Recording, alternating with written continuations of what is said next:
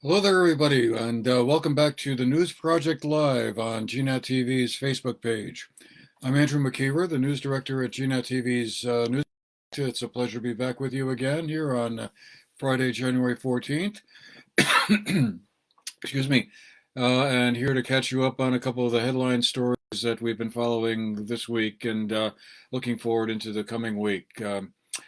Starting off on a local note here, one of the big stories that came out of this week certainly was the discussion that was held at the Manchester Select Board on Tuesday evening, where a consulting firm that had been hired by the town and had explored the operations of the North Shire Rescue Squad presented their report and their findings to the board and the public. And they came back with a couple of, I guess you might say, critical findings of how the rescue squad, which of course was formed back in 2017, I believe, as a successor to the Manchester Rescue Squad. The North Shire Rescue Squad covers not only the towns of Manchester, but Dorset, Danby, Mount Tabor, and Winhall. So it's a regional operation. That emerged out of after that report, the previous one by the same consulting group, MRI Associates, excuse me, MRI Incorporated of Meredith, New Hampshire.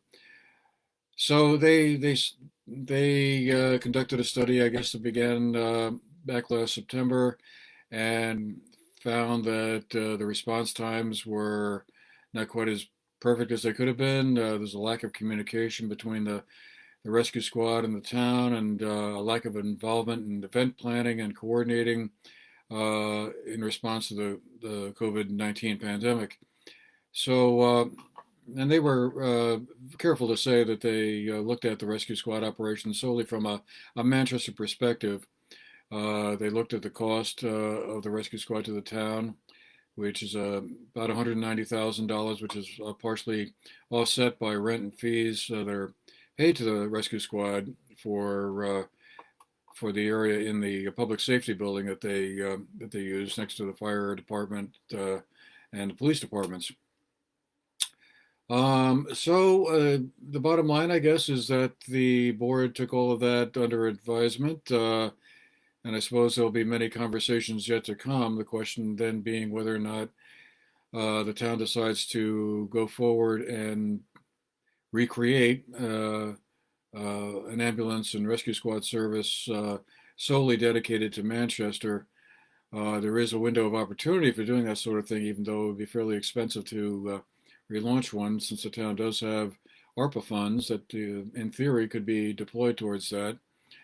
For the time being, the town will not renew its 3-year agreement with the North Shire Rescue Squad. That would come up in June, although it had expired in 2020, and the town hadn't renewed it then. In theory, that would have kicked in the coming fiscal year in 2023. But anyway, I'm sure more to come on all of this rather startling presentation, which you can watch the entire presentation on GNAT TV's website. If you go to gnat-tv.org and go to the government meetings section, you'll find it under the Manchester Select Board.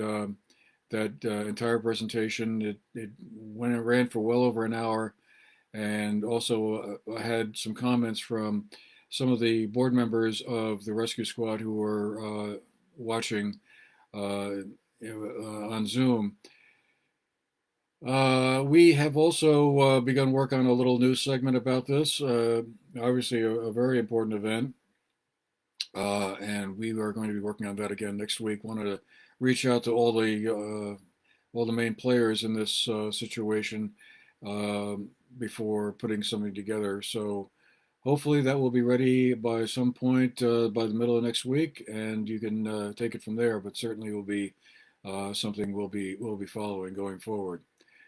Which leads us into arrival of town meeting season. All of a sudden, not that far down the road, less than well, it's about 6 weeks away, I guess. Um, and on that note, town select boards are beginning to plan for the town meetings and getting their draft warnings in order. Also hearing from folks who are seeking the town's financial support or some other kind of support for one thing or another, finalizing budgets, all that sort of thing. And typically, of course, that's a wonderful moment when a lot of community members can gather together at a school gym or a town hall or somewhere and have a discussion and voting from the floor about articles on the town warning. Last year, as many of you will remember, COVID got in the way of all of that, and alternative plans were made. Some town meetings were held later in the spring so they could be outdoors in warmer weather. A lot of votes were held by Australian ballot as opposed to off the floor, and were kind of virtual information sessions, really more than or information meetings rather than full-blown town meetings. So the Vermont legislature, acting quickly on this, they just got back to work. They're back on January 4th. Um, they passed a slate of pandemic bills that communities can make changes to their 2022 town meeting planning season uh, and um, and do them online if that becomes necessary. Of course, with the Omicron virus still very prevalent around Vermont and particularly in Bennington County. We'll get to that in a moment. It may well be that even a month or so from now, the smart thing to do would be to have meetings either online or postpone them. The State House of Representatives passed a bill which drops the requirement that public boards offer a physical meeting space with at least one official present, and can do the meetings electronically, much in the same, give them the same flexibility that they had last year. So I guess they have that ability to do that now. We'll see how that goes. Hopefully, Omicron virus will begin to subside. That's been anticipated that we are hopefully nearing the peak of that.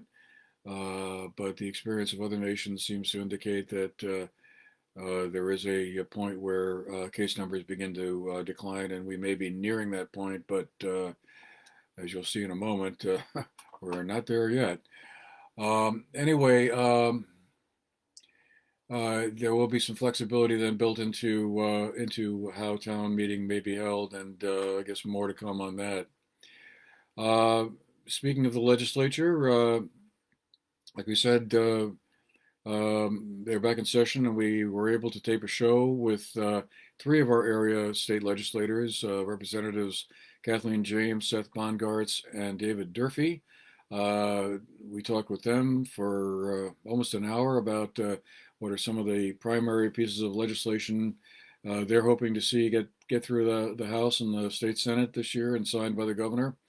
Very interesting conversation, and encourage all of you to watch it if you want to get up to speed on kind of what are top of mind issues for the three of them.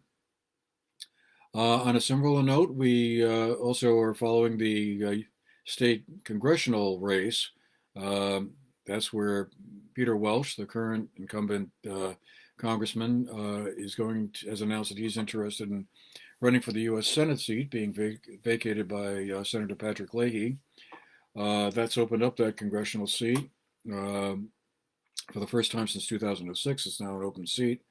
And there are now three candidates who have expressed an interest in succeeding Mr. Welch into that position. Lieutenant Governor Molly Gray was the first to announce, and then Senator Becca Ballant of Windham County, who is also the Senate pro tem leader. And just yesterday, another state senator, Keisha Ram Hinsdale. Some of you might remember she was the main commencement speaker at Burn Burton's graduation ceremonies last June. She is now also a candidate. So For the first time, it looks very likely that Vermont will send a woman to the U.S. Congress, where, or as it may be to believe, the only state in the country that has not had a woman representing the state either in the Senate or the U.S. Congress. So we'll certainly be following all of that. Speaking of which, Molly Gray, the lieutenant governor, was in town on Monday. Made a few stops around some area businesses and also up at Burn Academy, where we had a chance to speak with her briefly. So you can watch that segment also on GNAT-TV's website or on one of our channels, 1074, 1084, or 1094. And also, just before I forget, if you want to get some more information on some of these stories, you can go to the comments section here on the Facebook page, and there will be some links there to the additional sources of information for you. Okay, before I leave that, also I just found out earlier that Senator Ballant is expected to be coming through town herself on January 23rd or 24th. So hopefully we'll have a chance to have a conversation with her as well. Turning to school COVID testing, obviously a subject of great importance to area educators and parents. The state has been running a so-called Test to Stay program where students were tested at school to see if they were positive or positive or negative on a COVID test. But the state's Agency of Education has announced a new approach that will shift that burden off of school staff and onto family members of students. In other words, parents or other family members will be provided with test kits that they can test their children at home before coming to school to see if they are okay to come to school. These are the rapid antigen tests that we've heard much about, and presumably there'll be enough around for for the supply to be met. That has been certainly an issue on a lot of people's minds. On a similar note, the state has set up a website to obtain. Folks can log on, and obtain at-home test kits. They'd be delivered to you in about a week or two by UPS or Amazon or FedEx. And you can the site went live on Wednesday. I guess there was so much demand that it crashed for a little while. It's back up. Certainly didn't back up since Wednesday afternoon. But you can go on there. It's a very good website. Very easy to navigate. You just put in your zip code and some other information, and you sign up for two of the at-home test kits. But obviously, a lot of people are eager to get those. So if you haven't done so yet, go on to. Okay, the link is https // say yes COVID home test, all one word, .org/index. The Say Yes COVID Test website was created by the National Institutes of Health and Centers for Disease Control, so it's a national website, and the Vermont Health Department is hosting the site as a part of a pilot program. We found out that on the first day it was up, over 200,000 tests had been ordered, and by the end of the day, all 350,000 tests available in the first phase have been ordered. But still, you can go on there, place an order, and get in the queue, as the saying goes. So turning to COVID numbers, well, today is not great news. The health department is reporting 2,295 new cases, with 100 hospitalized and 24 folks in the ICUs around the state. That's a big number, but it is not a record of whatever that's worth. That was set on, so far anyway, on January 7th, when nearly 3,000 cases were reported, 2,975 to be exact. That number, today's number though, the 2,295, 95 is an increase over what we saw yesterday. On Thursday, the Department of Health reported 1,963 new cases, which had been a bit of an uptick over the past couple of days where there had been fewer than 1,000 cases. So any thought that, the trend line is going in the right direction, no, not yet.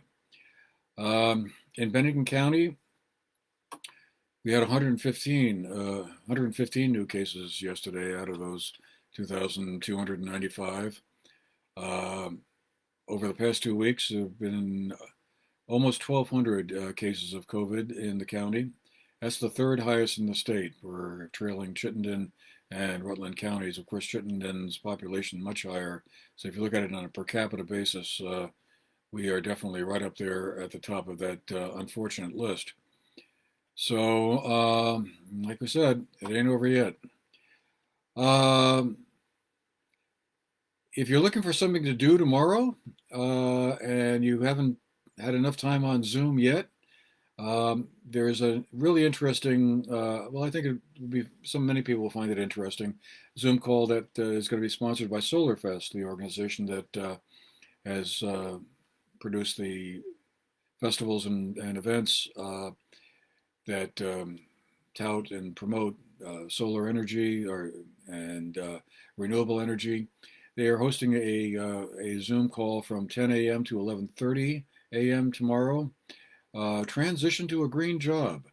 If you are thinking that a transition to renewable fuels is going to create some employment issues for some folks, or wondering how do I fit into that from an economic standpoint, there's going to be a panel discussion held for those 90 minutes that will talk about how people can retrain for new jobs that'll be coming open, and how to get those skills that you're going to need. So it could be, I think, a very important and useful session to attend if somebody's wondering, how can I get ahead of the curve here on this? So you can go to solarfest.org, their website, and register to be on the call. And I'm sure many of you will find it kind of interesting.